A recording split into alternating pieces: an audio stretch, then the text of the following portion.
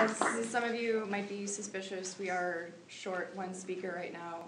As best we can guess, he's stuck in traffic, so hopefully he'll be able to join us before we get too far into the discussion. Hugh Welchel was representing the Christian perspective, so as I'm sure there are many Christians in the room, if you guys want to interject or ask questions or share your opinions, raise your hand along the way when we open up for questions. We would definitely want to include that perspective. The speakers we do have with us, to my immediate left is Ed Hudgens from the Atlas Society. Ed is the former director of regulatory studies for the Cato Institute and editor of Regulation magazine.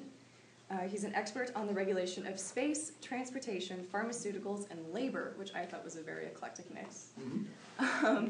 He's served as senior economist for the Joint Economic Committee of the U.S. Congress, and was both Deputy Director for Economic Policy Studies and Director of the Center of International Economic Growth at the Heritage Foundation. He holds a bachelor degree from the University of Maryland, a master's from American University, and a doctorate from Catholic U. Interesting for a secularist. Interesting for a secularist, yeah, I was going to ask you about that later. He served as the Washington Director and then Executive Director of the Atlas Society before taking up his position as Director of Advocacy at the Atlas Society.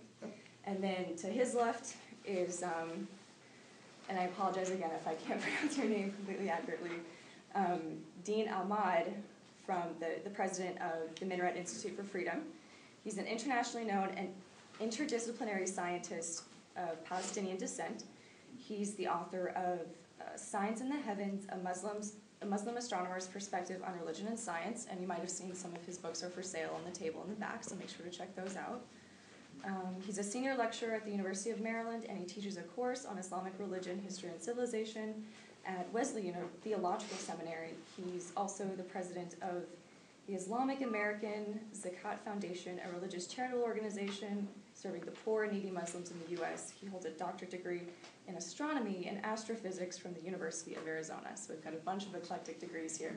And actually, I kind of wanted to start with maybe an icebreaker question on how does someone with a PhD in astronomy and, astrophysics, end up doing what you do and end up at a discussion on religion and liberty? Right. Well, really I had a career shift in the late 1980s that was prompted mainly as a consequence of the Iranian Revolution. What I noticed was the so-called experts on Islam seemed to be anything but. They didn't see the Iranian Revolution coming, and their accounts of it after the fact were incoherent. So I decided that somebody who had the familiarity with Islam that I have as a lifelong Muslim and the rigor of training of the hard scientists should get into the field. So I made the segue by writing the first edition of the book you mentioned, Signs in the Heavens, about the history of the development of modern science and the contribution that Islamic civilization played in that. It was successful. It led to the course I taught at the University of Maryland, and also led to creating the Minaret of Freedom Institute, which is an Islamic libertarian think tank. So that's pretty much how I got into this field. Okay, awesome. And probably the same for you. How does someone who gets by the way, I originally majored in physics and astronomy before I went over to, so I thought I was going to come and talk with Dean about dark matter and some of these things, so I'm going to switch my lecture, I guess, around. If you want to throw in some of that, I'm sure people will find it interesting. Yeah, that's right. But anyway, I mean, actually, my PhD at Catholic University was on the political and ethical implications of Ludwig von Mises' praxeology on market economics. But a lot of the guts of the work that I did and have especially what I do at the Atlas Society, is on ethical theory and the relationship between moral theory and politics and culture. So, this is the policy stuff. Read my book, Space, the Free Market Frontier, Postal Service privatization books and all, but also read the other material. Okay, yeah, and you have the material. Oh yeah, freebies up on the table, lots of good stuff. Everyone pick them up, no charge. Someone else paid for them. So. Okay, great. And then, is that? Yeah. Okay, awesome. Do we have our third speaker coming? Yeah, in just a few minutes. Okay, well, why don't we want to give our intro remarks? Why don't we move into, we were going to have opening statements on the topic of, can church and state ever be truly separated?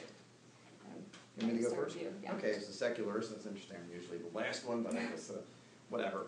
Okay, For most people, religion is the tradition in which they were raised, which in most cases affirms values such as honesty, integrity, dealing fairly with other people, family values, things of that sort. Values that, by the way, secular individuals can practice as well. This one certainly does. But what I want to argue is that there's something unique about religion that makes it problematic. In a philosophical approach to life, or scientific or critical thinking approach to life, basically you use your mind to try to discover the nature of reality. Your mind is a truth seeker.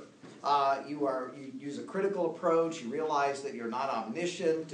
You're always kind of re-questioning and seeking the truth about yourself, about the world, and so forth. The thing that differentiates religion, as well as certain political ideologies, Marxism and others, from a philosophical approach, is that at a certain point they have a core value of faith. And here I mean faith in a very specific way.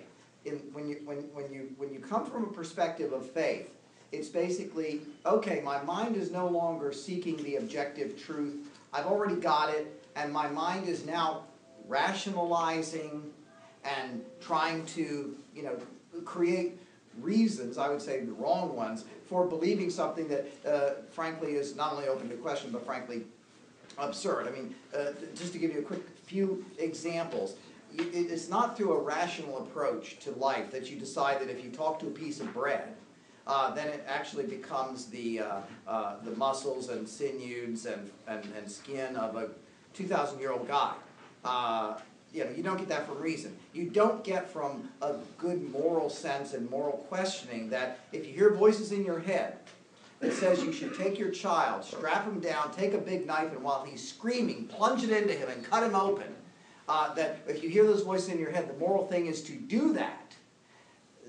That is a faith-based approach, not a rational approach. If you believe that God lives on the planet Kolob with his wife, you didn't get that through the Hubble telescope, okay?